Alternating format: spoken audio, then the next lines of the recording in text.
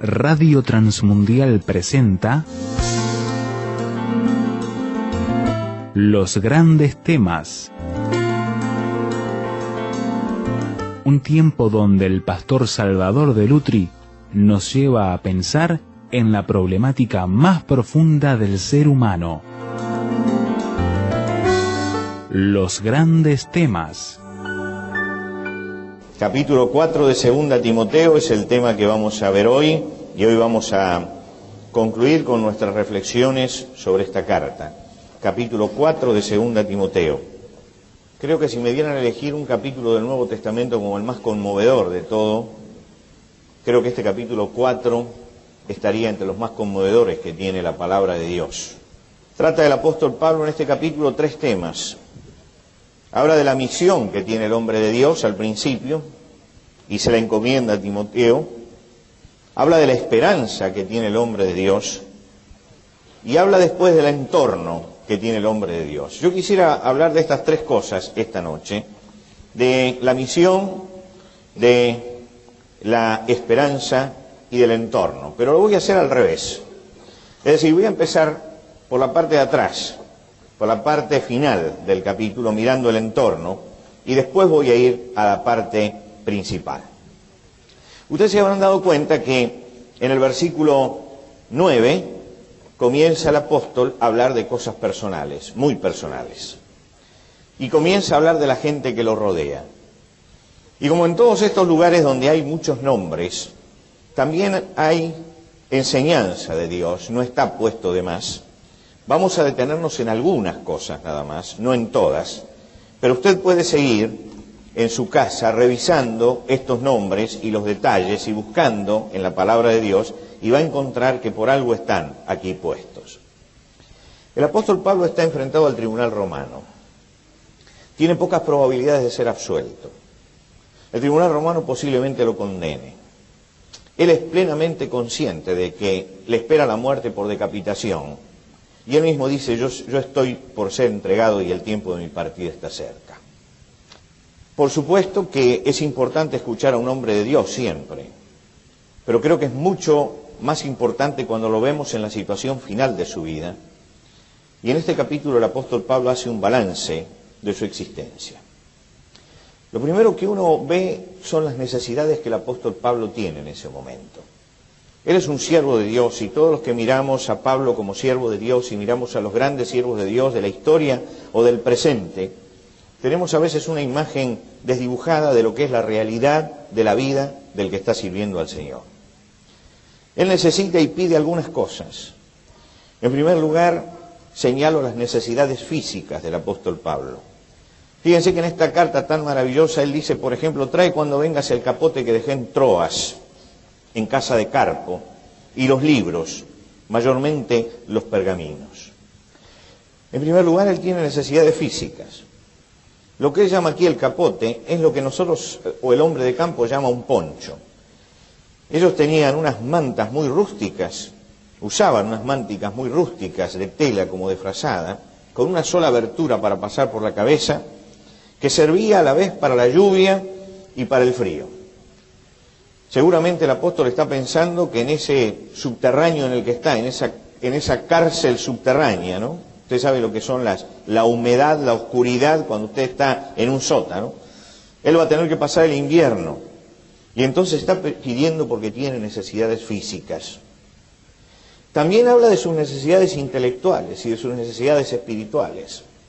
Le dice, tráeme los libros, seguramente rollos hechos de papiro.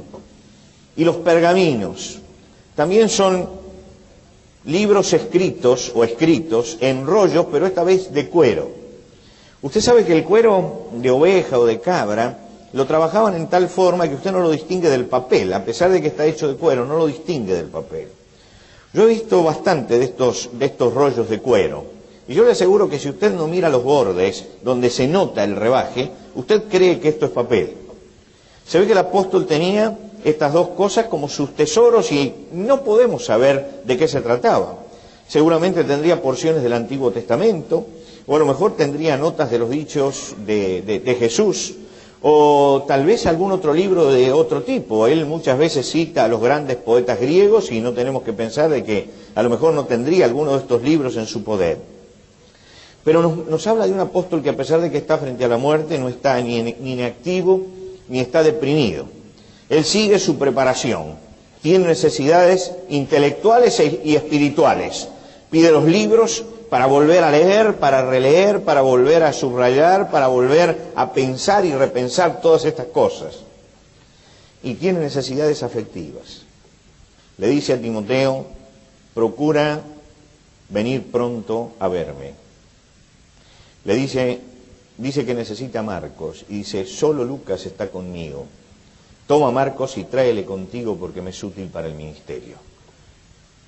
Es un hombre templado espiritualmente. Pero yo cuando lo veo a Pablo hablar de las necesidades físicas, intelectuales, espirituales y afectivas, entiendo que este hombre templado espiritualmente, como todos los siervos de Dios, es un hombre con necesidades. Con necesidades. Es un hombre que tiene que afrontar la muerte como la afrontan todos los hombres. Que no es el semihéroe que pintaban los griegos, mezcla de Dios y de hombre, ¿no es cierto? Sino que es un hombre con las necesidades de todos los hombres, pero con la fortaleza del Señor en un momento clave de su vida, en el momento en que tiene conciencia de que la muerte está allí esperándolo. Y ve todo el entorno, y se hace aquí una descripción muy interesante del entorno del apóstol Pablo. ¿Se acuerdan que alguna vez hemos visto el capítulo 16 de Romanos y hemos hablado del entorno que aparece allí, alrededor de esa carta, y se muestra la membresía de una iglesia? Y acá se muestra realmente un espectro de lo que es el servicio al Señor. Fíjense ustedes, por ejemplo, Pablo habla en este pasaje de los que han claudicado en la fe. Él dice, porque Demas me ha desamparado amando a este mundo y se ha ido a Tesalónica. Es decir, que Demas es mencionado 3 veces en las cartas apostólicas. Lo menciona Pablo en Filemón y lo menciona junto con Marcos, Aristarco, Demas y Lucas. Y él dice, forman parte de mis colaboradores. Lo vuelve a mencionar en el capítulo 4 de Colosenses, cuando dice, os saluda Lucas, el médico amado, y Demas. Quiere decir que Demas había sido un siervo del Señor que había estado colaborando con Pablo.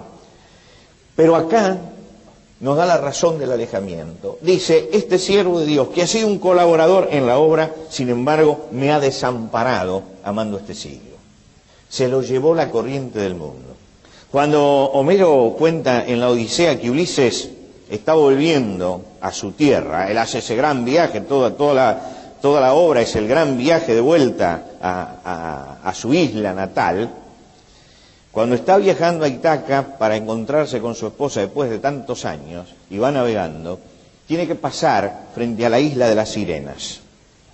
Y las sirenas prometen todo el conocimiento del mundo y lo cantan, ¿no? Lo cantan, así cuenta Homero. Dice que ellas están en su isla y cantan que al marinero que llegue les van a dar todo el conocimiento y la sabiduría del mundo. Pero que el canto de las sirenas lo único que hace es desviarlos del camino y destrozarles la nave. Es decir, que es un canto prometedor, pero destructivo. Todos nosotros en nuestra vida espiritual tenemos cantos de sirenas a nuestro alrededor, cantos de sirena. La sirena siempre promete algo, como prometió Satanás en el huerto del Edén, seréis como dioses sabiendo el bien y el mal. Como le prometió a Jesús, todo esto te daré si postrado me adorares. Siempre las promesas de Satanás son muy grandes. Sin embargo, el que enfila la proa por ahí termina destruyendo su propio navío y no llegando a destino. Entonces Ulises tomó 2 medidas. Le dijo a todos los marineros que se pusieran cera en las orejas para no escucharla. Esta es una gran medida. Pero él quería escucharlas, entonces se ató al palo mayor de la nave y se hizo atar muy fuerte, cosa que en alguna forma no pudiera moverse. Yo pensaba, cuando meditaba en este pasaje, ¿cuál será el mejor método? Y encontré cuál es el mejor método. Usted dice, ¿cuál es el mejor método? ¿Taparse las orejas o escucharla y atarse? El mejor método es hacer las 2 cosas juntas. ¿Bien? Tápese las orejas y átese, ¿no es cierto? Haga lo que hizo Ulises y lo que hizo el otro, porque el canto de sirena Es tan fascinante, ¿no? Promete tantas cosas que a veces no basta con no escucharlo solamente. A veces uno tiene que estar atado también, ¿eh? Creo que hay que juntar las dos cosas. ¿Qué le pasó a Demas? Y Demas era un hombre fiel, era un siervo del Señor. Es lamentable, pero a mí me encanta que la palabra de Dios muestra siempre la realidad de la vida. Se lo llevó la corriente, y se lo llevó la corriente del mundo. Se lo llevó. Quiere decir que en el entorno del apóstol Pablo están estos hombres que han claudicado. Estos hombres a los que se los tragó el león, aquel león del que habla Pedro en su primera carta, cuando dice, sed sobrios y velad, porque vuestro adversario, el diablo, como león rugiente, anda alrededor buscando a quien devorar. A Demas se lo comió el león, se lo llevó. Y esto habla de que cada cristiano es vulnerable. Uno está sirviendo al Señor, pero tiene que ser consciente de su vulnerabilidad. Usted está sirviendo al Señor, sea consciente de su vulnerabilidad. En la obra del Señor también hay quienes claudican. Así que el que piense estar firme, mire que no caiga. Hay quien claudica. Y por otro lado, hermanos, a veces cuando vemos claudicar a un siervo de Dios, se nos caen los brazos, ¿no es cierto? Un siervo de Dios que claudica. Mire, Pablo ya está hablando que en el primer siglo había siervos que claudicaban. Nadie tiene que asustarse por esto. El tesoro de Dios está puesto en vasos de barro.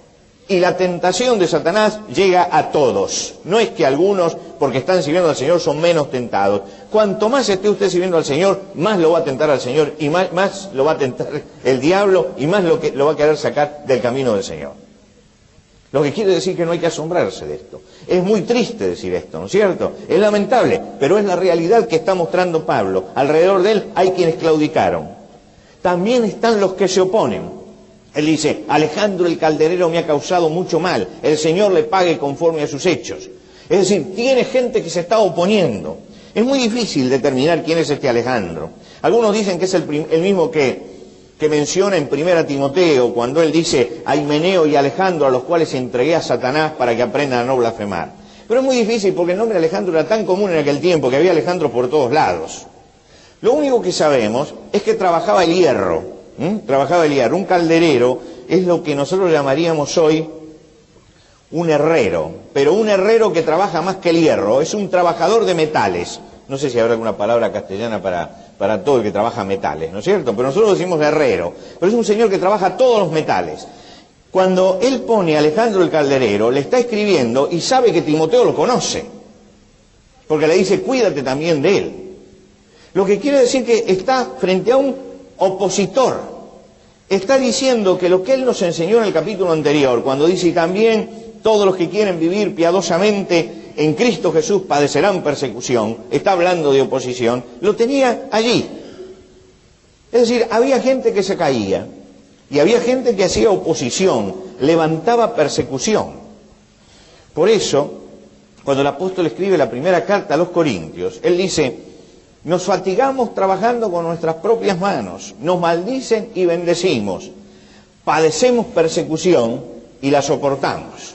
Hoy no se habla mucho de persecución, ¿vio? Nadie quiere hablar de persecución, parece que la persecución se acabó. La persecución de Satanás continúa y todo el que quiere ser fiel al Señor siempre va a tener un opositor al lado, siempre en alguna forma va a tener oposición. El apóstol Pablo había aprendido, sin embargo, a soportar esto. Él dice, padecemos persecución y la soportamos. Y es más, si usted quiere seguir hurgando en esto, el apóstol Pablo en la segunda carta a los Corintios dice que más que padecer persecución y soportarla, él dice, por lo cual, por amor de Cristo, me gozo en persecuciones, en angustias, porque cuando soy débil, entonces soy fuerte. Él había aprendido otra cosa más. Primero, que hay que soportarla, pero que después la persecución me muestra que soy frágil y que necesito apoyarme en el Señor. Y entonces tengo fortaleza. Miren que ha sacado cosas de la persecución. Bueno, él tiene además que se ha caído. Ese es el entorno. Y el calderero que lo está volviendo loco al lado de él y que le dice a Timoteo, cuídate de la gente que está haciendo oposición a la palabra de Dios, que está allí. Y están los que lo abandonaron también.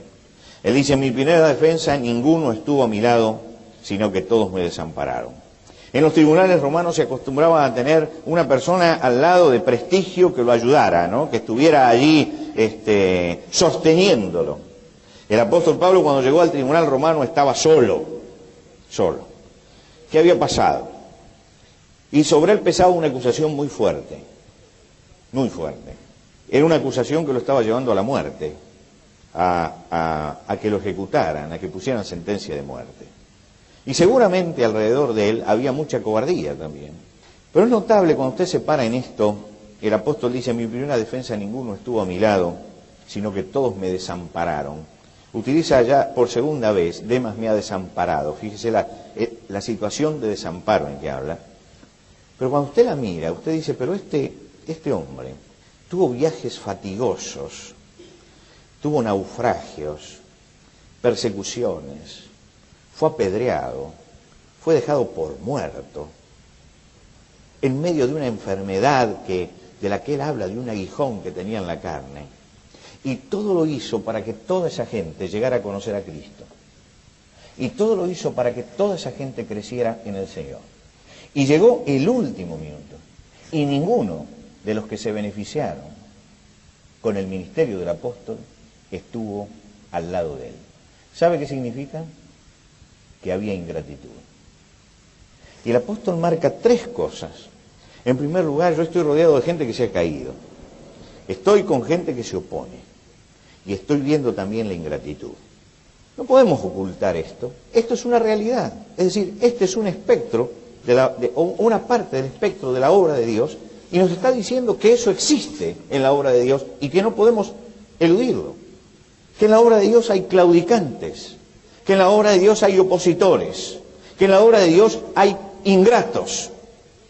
Y el apóstol, frente a todas estas cosas, si usted lee las entrelíneas, ¿no es cierto?, él tiene su antídoto para los claudicantes, para los que se oponen y para los ingratos. Él dice: Alejandro el calderero me ha hecho muchos males, el Señor le pague conforme a sus hechos. Él escribe un remito y se lo remite al Señor. Yo, como se hace con la mercadería, dice: remito a fulano de tal. No me voy a hacer problema con Alejandro el calderero. Se opone, remito. Que se arregle el Señor con él y él con el Señor. Es un antídoto, ¿eh?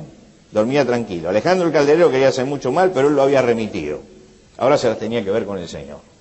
Cuando tenía el abandono humano, dice: pero el Señor estuvo a mi lado y me dio fuerzas para que por mí fuese cumplida la predicación y que todos los gentiles oyesen, y así fui librado de la boca del león.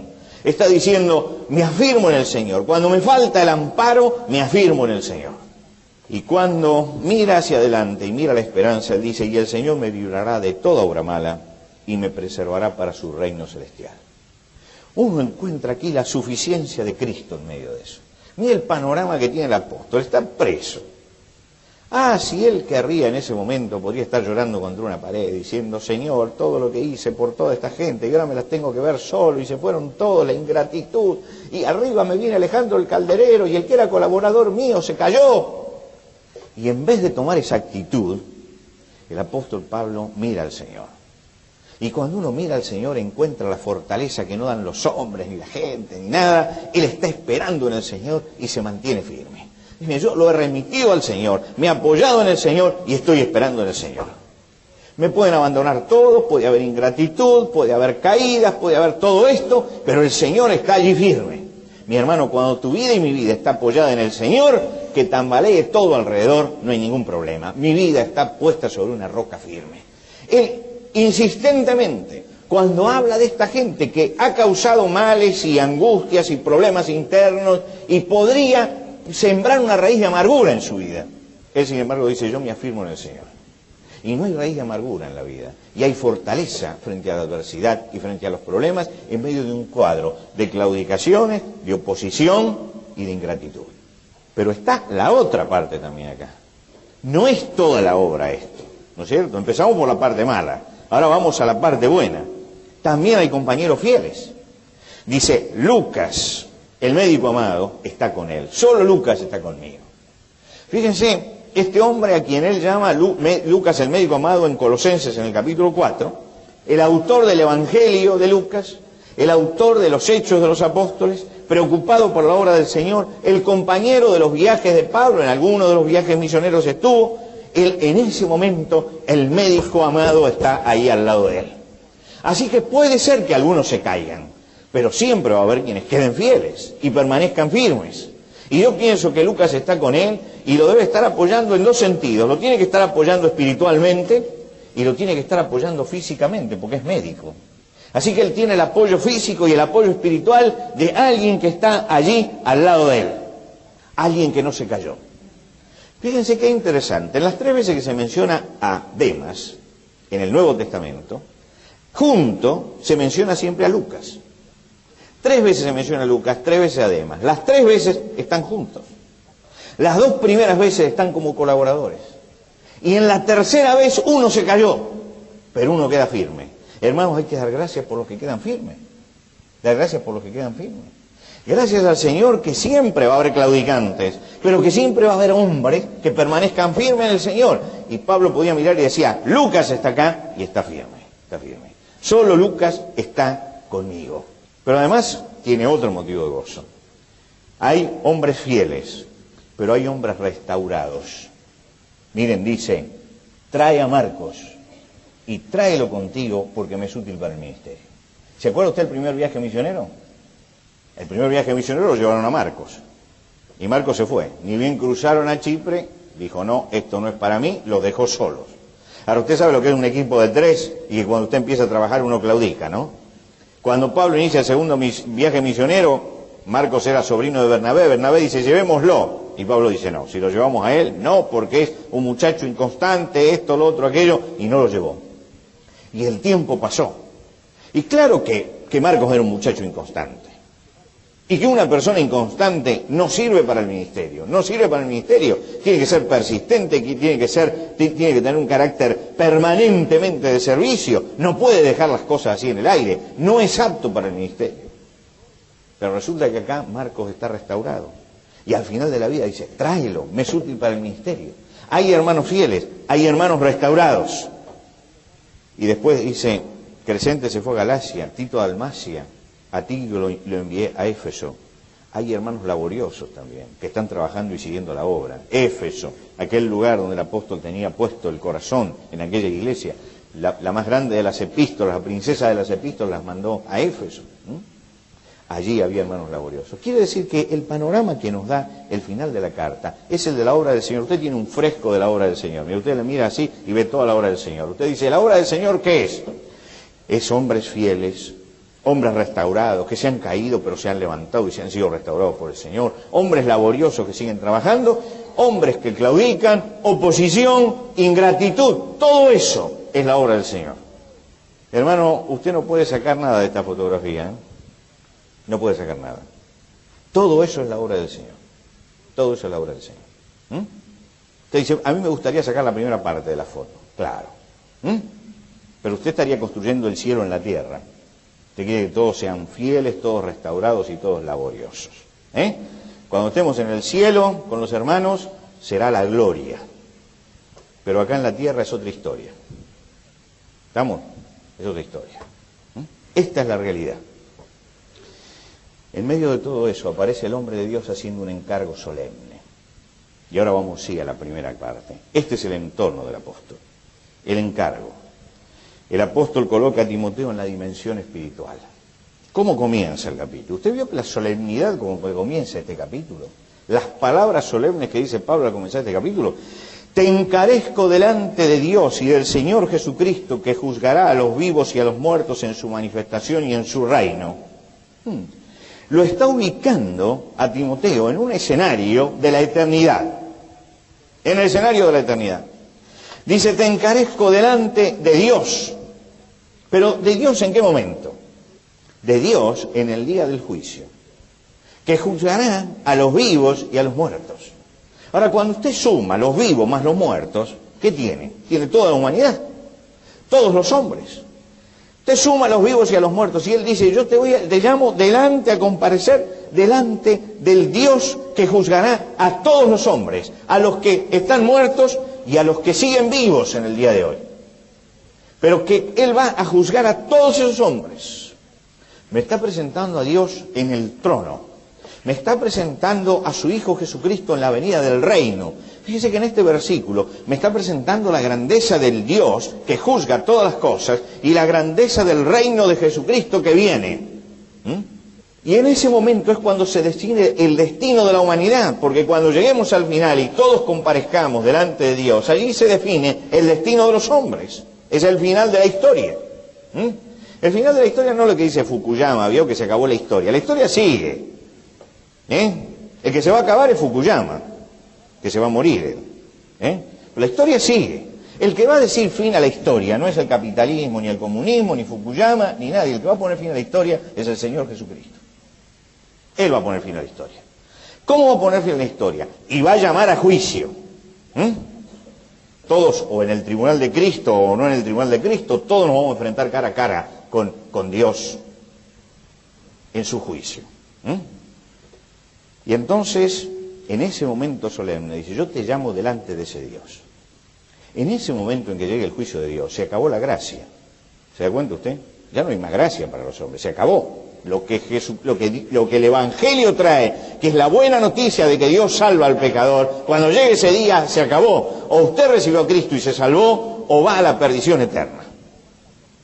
En ese día, ahora va a introducir esto. Y entonces el apóstol dice, te voy a situar, Timoteo, en este lugar, delante del Dios juez que juzgará a los vivos y a los muertos en su manifestación, cuando se vea y en su reino. Y el Señor Jesucristo, dice que es el Rey de Reyes y Señor de Señores.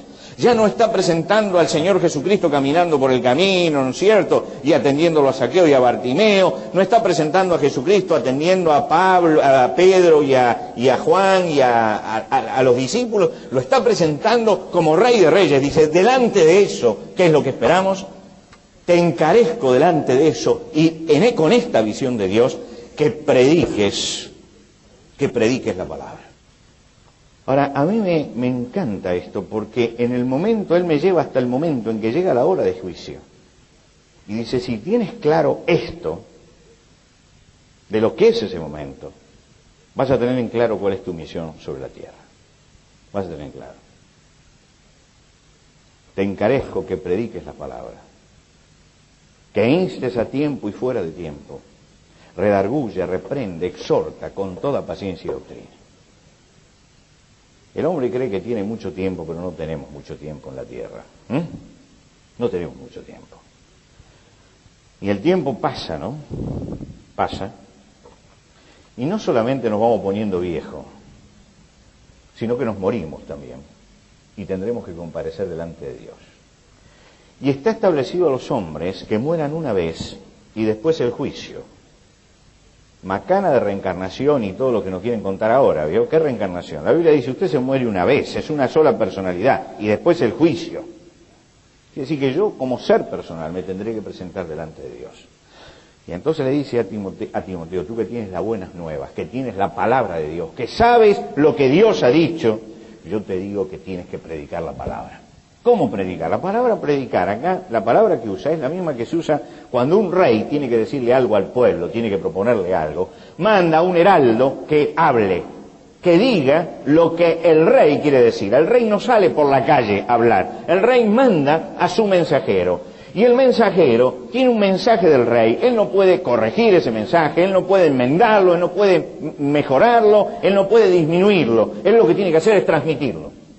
Y Pablo le dice, mira, tienes un encargo del rey, por lo tanto, sabiendo lo que es el juicio, tienes que salir y no puedes ni corregir el mensaje, ni mejorarlo, ni enmendarlo, ni disminuirlo, tienes que transmitir el mensaje de Dios a los hombres. Te encarezco delante de Dios y del Señor Jesucristo que prediques la palabra. ¿Qué quiere decir? Que lo que Dios ha dicho sea lo que tú le lleves a los hombres, no lo que se te ocurra, no lo que en el camino te dictó tu conciencia, no las visiones que viste. Lo que tienes que decirle es lo que Dios ha dicho, lo que está escrito en la palabra. ¿Te das cuenta, mi hermano, lo tremendo y lo solemne que es esto? Cuando Dios lo mandó a Jonás, a Nínive, le dio un mensaje de pocas palabras. De aquí a 40 días Nínive será destruida. Y Jonás tenía una bronca tremenda porque él quería dar otro mensaje o no ir a Nínive, pero él tuvo que ir esquina por esquina, 3 días de camino a la ciudad, ¿no? Tenía que pararse en cada esquina y decir, de aquí a 40 días Nínive será destruida. Él no podía cambiarlo, no podía eludirlo, no podía mejorarlo, no podía empeorarlo, tenía que llegar con ese que era el mensaje de Dior. El heraldo de Dios. No importaba si él era exitoso y la gente se convertía, o si él era menospreciado y la gente se burlaba, o si él era desechado y la gente lo perseguía. Eso no interesaba. Lo que interesaba es que él tenía que dar un mensaje de Dios. No le dijeron, mira, depende de las estadísticas, tiene que fijarte, si la gente se convierte en mucha, entonces sigue por ese camino. No, tú predicas el mensaje. No se convirtió ninguno, no se convirtió ninguno, pero el mensaje es ese. No lo puedes cambiar, no lo puedes mejorar. Es el mensaje de Dios. Y esta es una de las cosas que tenemos que tener conciencia cuando hablamos con las personas y cuando transmitimos. No transmitimos lo que a nosotros se nos ocurre, predicamos el mensaje de Dios. El mensaje de Dios puede ser simpático o antipático, puede dar buenos resultados o no dar buenos resultados, pero es el mensaje de Dios. Y mi hermano, como les decía el miércoles pasado, creo, o el miércoles anterior, independícese de las hijas, ¿no es cierto? Usted lleva la palabra de Dios y entrega la palabra de Dios. No pregunte cuánto resultado va a tener. La palabra no va a volver vacía. La misión suya y mía es llevar la palabra de Dios, no sacar cuentas. Porque en este momento, el hecho de que las estadísticas se han metido, hace que muchos tuerzan el mensaje de Dios, lo hagan más dulce, mejor coloreado y todo lo demás, porque así tenemos número. No hemos sido llamados para eso, sino ser fieles a la palabra de Dios. Lo que hay que transmitir es la palabra de Dios. Así que somos embajadores en nombre de Cristo. Como si Dios rogase por medio de nosotros, os rogamos en nombre de Cristo reconciliados con Dios. Ese es el mensaje que tenemos. Quiere decir, mi hermano, que un embajador representa a su rey y representa a su país, representa el cielo, representa el cielo. Mi hermano, cada vez que me toca predicar el Evangelio, siento la tremenda carga de hacerlo, pero siento que soy el representante en ese momento del cielo, del cielo. Usted ha visto, los que me conocen todos estos años, el trabajo que he tomado porque no tengamos ruidos en la iglesia, porque la iglesia tenga paz en el momento de la predicación, porque tengamos solucionado todo esto, porque haya orden. ¿Sabe por qué, hermano? Porque en el momento que se predica el Evangelio se decide el destino eterno de la gente. Algunos van al cielo y otros al infierno ese día. No podemos distraerlos con ninguna otra cosa, ¿vio? No podemos distraerlos. Es muy solemne la predicación del Evangelio. Se define la vida del hombre. Se define la vida, pero no la vida. ¿Vio que nos ponemos nosotros cuando se define la vida? Lo llevan a alguien a un quirófano, a una situación extrema y se define, estamos todos así, ¿no es cierto? A ver qué pasa. Acá no es la vida de los 70 o 80 años, acá se define la eternidad del hombre. Mire si es solemne. Hermano, cuando se predica el Evangelio, ni estornude usted, ni estornude. No distraiga a nadie, deje que la palabra llegue al corazón, porque es tremendo lo que pasa cuando se predica. Es el representante del cielo en ese momento que está diciendo, y uso la palabra representante con las debidas limitaciones, como embajador, como quien transmite un mensaje, no estoy magnificando, llevamos el mensaje de Dios y llevamos la predicación de la gracia de Dios. No es el mensaje de Jonás, todo va a ser destruido. Es el mensaje de Dios muestra su amor para con nosotros en que siendo aún pecadores, Cristo murió por nosotros. Y eso define la vida del hombre para la eternidad. Mire si es solemne. Por eso Pablo comienza diciendo, te pongo acá delante viendo el juicio y al Señor y al reino, porque esto es tremendo. ¿Cómo tiene que ser esa predicación? A tiempo y fuera de tiempo. En cualquier lugar, en cualquier ocasión y en cualquier circunstancia, entregar la esperanza de Jesucristo. Entregar la esperanza de Jesucristo. Entregar la esperanza de Jesucristo. No espere, hermano, el domingo a la mañana para traer a alguien para que escuche a Jesucristo. No espere traerlo el domingo a la noche para que alguno de los muchachos que hace la obra de teatro lo evangelice. No espere. Usted no sabe si vamos a llegar al domingo que viene. Usted no lo sabe. Nosotros tenemos acá las entradas en fe y por mandato del Señor, pero nadie puede asegurar que esta reunión va a terminar. Nadie me puede asegurar a mí que yo voy a llegar a la última página de mis sermones esta noche. Nadie. Por lo tanto, mi hermano, no espere. Este es el tiempo. Si usted tiene a alguien a quien no le ha hablado de Jesucristo y no lo hizo hasta ahora, levántese y salga corriendo. Este es el tiempo. Usted dice, no, más tarde, mañana. No. Este es el tiempo. Tiempo y fuera de tiempo. No espere que otro lo haga tampoco. Hágalo usted. Redarguye. Convence de pecado y de culpa. Cuando uno habla de Jesucristo tiene que mostrar lo alejado que estamos de Dios, la rebeldía que tenemos con las leyes de Dios. Redarguir es convencer, ¿no es cierto? Convencer, dice, predica la palabra, en tiempo y fuera de tiempo, redarguye, convence a la gente de su pecado, reprende. A veces hay que reprender, hay cosas a nuestro alrededor que son señales realmente de tiempos de decadencia. Pues entonces uno tiene que poner el dedo allí y mostrar con pelos y señales dónde está el mal de nuestra sociedad. ¿Por qué? Porque estamos reprendiendo esa sociedad. Y hay que reprenderla. Es el mandato del Señor, reprende. Y exhorta. Exhorta no es pegarle un palo en la cabeza. Acá es póngase al lado para ayudarlo. Como el buen samaritano, tiéndale la mano, póngase allí. A lo mejor usted se encuentra con alguien que está realmente apaleado en esta sociedad. Pues ahí ponga el hombro, levántelo, con paciencia, capacidad de persistir, con doctrina, sujeto a lo que dice la palabra de Dios. No invente nada, no prometa lo que Dios no prometió. No prometa lo que Dios no prometió. Porque a veces prometemos, a veces hay cosas que son muy engañosas, mi hermano, en nuestro tiempo, muy engañosas. Y hay que tener cuidado con esas cosas. Deme 2 minutos más y le cuento una cosa engañosa. Por ejemplo, yo salgo y veo un cartel que dice Jesucristo sana y salva. Las dos cosas por separado es verdad. Juntas no son verdad. Le voy a explicar por qué. Jesucristo salva a todos los que confesen llegan a Él. ¿Es verdad o no es verdad? Sí. Dígame, ¿Jesucristo sana a todos los que confesen llegan a Él? No, porque en algunos le dice bástate en mi gracia. Cuando usted las pone las dos juntas es una mentira, porque usted está comparando la salvación que siempre se hace con la sanidad que no siempre se hace. Entonces, cuando usted pone 2 miembros así diferentes juntos, está construyendo una mentira. Porque la gente inmediatamente cree, cuando usted le dice venga Jesucristo que lo salva, eso es tan seguro como que lo sana. Y no es así. Ahora usted me dice, ¿Jesucristo sana? Sí, Señor. ¿Jesucristo salva? Sí, Señor. Pero salva a todos. Y sana físicamente a algunos. Y tenemos toda la Biblia para demostrarlo, ¿eh? Hasta el apóstol Pablo, bástate en mi gracia. Hay un evangelio muy engañoso, que esto que yo digo acá, levanta, donde lo he dicho, ha levantado cada ampolla, mi hermano. Pero no interesa, es la verdad de Dios esto. Es la verdad de Dios. Que cuando usted pone 2 miembros en el mismo nivel, está nivelando 2 cosas que no pueden ser niveladas. Acá dice, te encargo la fidelidad, porque vendrán tiempos cuando no sufrirán la sana doctrina, sino que le picará la oreja a la gente. Esto es lo que quiere decir teniendo comezón de oír. Yo no usamos solo la palabra comezón, quiere decir que le pica la oreja por escuchar cosas nuevas. Hay gente a la que le pica la oreja. ¿Usted se dio cuenta de eso? Viene y escucha en un lugar, después pone la oreja en otro lugar, después pone la oreja en otro lugar, hasta que agarra algo que le vino bien. Entonces ahí va. Estos son los tiempos que describe Pablo. Teniendo comezón de oír, le pica la oreja y busca que le metan por la oreja algo que a él lo satisfaga. Entonces dice, ¿qué es lo que me gusta a mí? Y a mí me gusta, como me dijo alguien hablando de un notorio pastor, entre comillas, que hay acá. Dice, escúcheme, pastor, dice, este es el pastor que yo necesito, no usted. Dice, si yo voy a su iglesia, usted me va a hablar de la no fornicación, del no adulterio, todo lo demás. En cambio, este es adúltero y todo es como yo, él. Fenómeno. Él encontró el pastor que él quiere. ¿Se cuenta? Pero no es el pastor que marca la palabra de Dios. No es el pastor que marca la palabra de Dios. Teniendo comezón de oír, se juntarán hombres de acuerdo a su concupiscencia. Es decir, siempre va a encontrar a alguien a usted que le diga lo que quiere escuchar. Y entonces se junta con esa persona.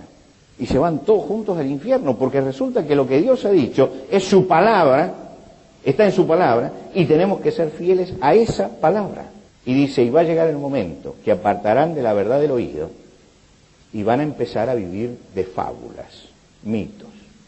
¿Eso sabe qué es? Es lo que anuncia acá Pablo. Dice, teniendo comezón de oír, se van a ir buscando gente que les diga lo que quiere escuchar. Y de acuerdo a su concupiscencia se van a unir. Pero tú, sé sobrio. Sé sobrio en todo. ¿Sabe lo que es sobrio? Lo contrario de ebrio. El sobrio tiene su vida bajo control, bajo el control del espíritu y bajo el control de su razón. El ebrio perdió el control de su propia vida. Mi hermano, ninguno de nosotros tiene que permitir que nadie, por ninguna razón, le haga perder el control de su propia vida. El control lo tiene que tener el Espíritu Santo. Y el Espíritu Santo trabaja a través de su razonamiento para que usted pueda gobernar en el poder del Espíritu su propia vida. El siervo de Dios, si usted quiere servir al Señor, tiene control sobre sí mismo, soporta las aflicciones sin claudicar, busca a los perdidos. Control. Sé sobrio en todo, no ebrio, sino sobrio. ¿Por qué? Entonces llega la esperanza. Porque yo ya estoy para ser sacrificado y el tiempo de mi partida está cercano. He peleado la buena batalla, he acabado la carrera, he guardado la fe. Por lo demás me está guardada la corona de justicia, la cual me dará el Señor, juez justo, en aquel día. Y no solo a mí, sino también a todos los que aman su venida. Me detengo solamente en la vida que se acaba. Dice, yo ya estoy por ser sacrificado. Él dice, en el original dice, yo soy derramado como libación. La copa de vino o de bebida que se tiraba delante de los dioses. Yo siento que me están volcando delante de Dios. Me están derramando delante de Dios. Por voluntad de Dios. Que el Señor está llamando a su siervo. Y hace un balance. No tengo tiempo para el balance, pero me voy a detener solamente en una cosa y con esto termino. El apóstol Pablo había sido un ministro poderoso del judaísmo. Llevaba cartas de presentación del máximo tribunal judío para perseguir a los cristianos. Un día Cristo tocó su vida. Y cuando en el camino a Damasco Cristo tocó la vida de él, aquel hombre que era todo un eminente judío, entró ciego a la ciudad de Damasco. Cuando el Señor mandó a Ananías para que le abriera nuevamente los ojos, lo primero que hizo fue enfrentarse con la gente de su pueblo. Y aquel hombre que había sido una eminencia se transformó en un renegado. Se transformó en un hombre al que lo tildaban en todas partes de haber renegado de su fe judía. Él escribe en la carta a los romanos, no me avergüenzo del Evangelio porque es poder de Dios. Porque mucha de la gente que lo conocía de antes seguramente debía decir, tiene que avergonzarse después de lo que ha sido, de con quién ha estudiado, de predicar al crucificado. Y él tiene que decir, no me avergüenzo del Evangelio. Frente al tribunal Festo dijo, estás loco, Pablo. Y él llega al final de la vida y él hace su propio balance. Y él dice, he peleado la buena batalla. Yo llego al final y me doy cuenta que peleé lo que era bueno. Mi hermano, cuando el Señor te llama para hacer una obra, seguramente vas a tener que luchar con la incomprensión de los que están alrededor. Vas a tener que luchar con la incomprensión de la gente, a lo mejor con la que más querés. Vas a tener que luchar con muchas cosas.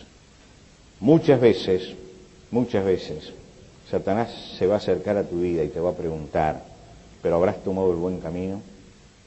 Este capítulo nos muestra que uno puede llegar al final de su existencia solo, desamparado, en una cárcel, esperando la muerte, siendo llamado renegado por los de su pueblo, tratado de loco por Festo, y puede decir, sin embargo, he peleado la buena batalla, he acabado la carrera, he guardado la fe.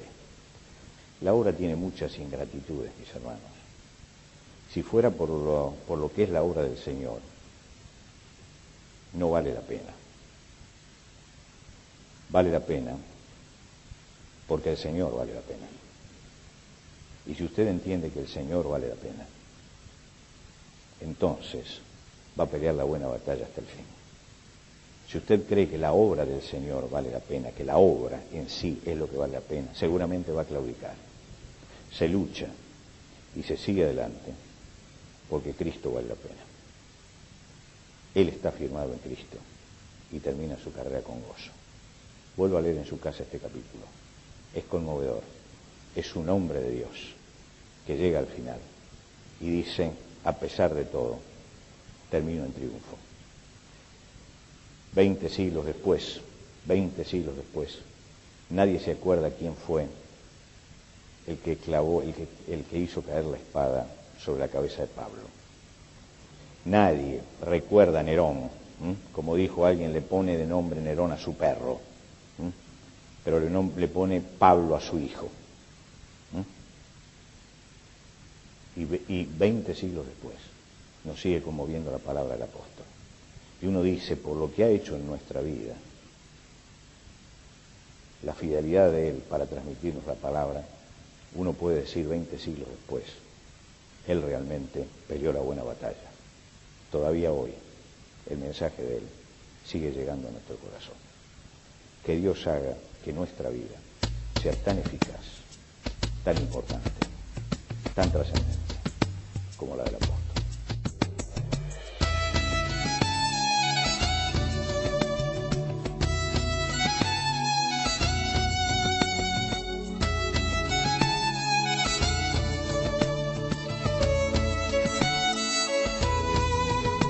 Antes de finalizar los grandes temas del día de hoy, les queremos dar los canales de comunicación donde usted puede entrar en contacto con el pastor Salvador Delutri. Por carta, hágalo a Los Grandes Temas, casilla de correo 5051, Montevideo, Uruguay. Los Grandes Temas, casilla de correo 5051, Montevideo, Uruguay. Y el correo electrónico, losgrandestemas@transmundial.org. losgrandestemas@transmundial.org. Nos encantaría escuchar de usted, saber cuáles son sus comentarios, preguntas, reacciones e inquietudes sobre el tema de hoy. Por ahora nos despedimos hasta otro espacio de Los Grandes Temas, una producción de Radio Transmundial.